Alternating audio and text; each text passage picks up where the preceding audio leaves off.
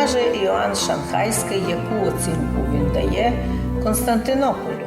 В общем, він каже, что Вселенский патриархат, в теории обнимающий почти всю Вселенную, но як Вселенський, фактично простираючи свою власть лише на пару єпархій у себе, як і нині у Константинопольського патріарха не більше людей, чим у нас би було в Закарпатті дві православні єпархії. То трудний час, коли создалася нова держава Чехословакія, а в ній Національна Республіка Подкарпатська Русь, Русинська держава, то у ній сформувалася Карпаторуська автономна церква, яка з допомогою сербів і сербських школ готувала кадри, які потім возглавляли монастирі, храми, єпархії.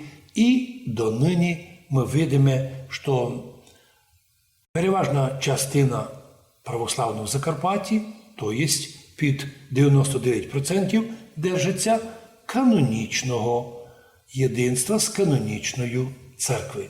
Більше іного ми не желаємо, бо дійсно Господь подарив нам таку можливість, щоб ми сьогодні не просто рахувалися православними, а пам'ятаю, що ми православні 1150 років, і ми допомагали крестити древню Русь, котра потім стала Київською Руссю.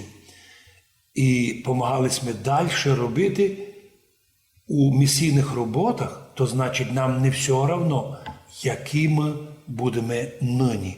Нас би дуже наші опоненти хотіли витягнути із огради канонічної церкви і завести в ограду нібито другої, в котрій не є ні спасіння, ні благодаті Божої.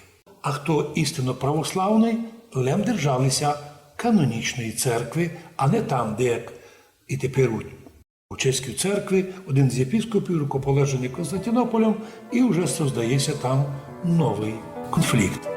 Молимо Бога, щоб Господь поміг нам, русинам, держатися єдинства.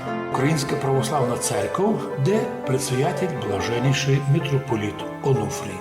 Дві єпархії, Мукачівська і Хуська, нині повноцінно благодатні у єдинстві з Українською православною церквою, і ми повні рішимості держатися